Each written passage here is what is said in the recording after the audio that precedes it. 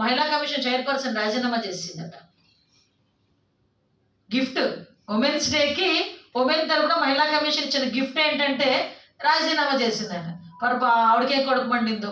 పోన్లే ఇప్పటికైనా తెలిసి వచ్చింది, అరే ఇన్ని రకాలుగా ఆడపిల్లలు అక్రమాలు గురవుతూ ఉంటే నేను కనుక ఆ పొజిషన్లో కూర్చుంటే ఆ పాపం అంతా నాకే తగులుతుంది అనుకుందో ఏంటో తెలియదు. కానీ ఆవిడ కూడా ఈరోజు రాజీనామా చేసిన పరిస్థితి. అంటే సొంత తల్లి వెళ్ళిపోయింది, ఇతగాడితో భరించలేనరా భగవంతుడా అని.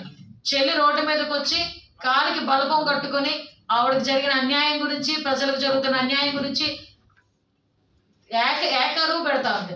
సొంత చెల్లి మీడియా ముందుకు, ఇంకొక చెల్లి మీడియా ముందుకు వచ్చి ఏకంగా నాకు ఓటు అయ్యేద్దనే చెప్తుంది. నేను కూడా అందరికీ ఒకటే చెప్తున్నా, అమ్మ ఈరోజు మాట్లాడితే మహిళా పక్షపాతి ప్రభుత్వం అని చెప్తున్న జగన్మోహన్ రెడ్డి నేను చెప్పిన ఈ అన్ని క్వశ్చన్స్కి ఆన్సర్ చెప్పగలిగే దమ్ముందా? ఆన్సర్ చెప్పగలిగే స్థాయి ఉండేటప్పుడు చెప్పమనండి, నేను కూడా ఒప్పుకుంటా.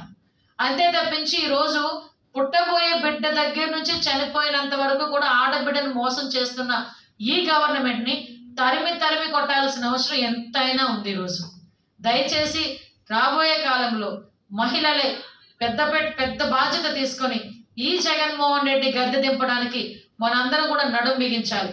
ఈ మహిళా దినోత్సవం సాక్షిగా మనందరం కూడా ఒక మంచి ప్రమాణం చేయాలి.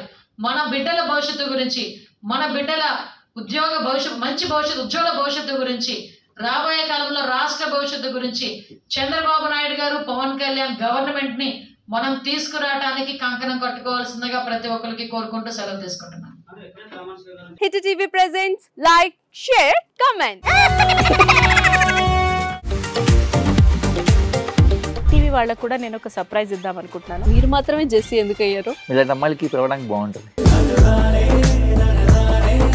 చందు సాయికి like you and have a జనాలకి ఒక పేరు నచ్చిందంటే దీనికి ఒక ప్రాసెస్ ఉంటుంది.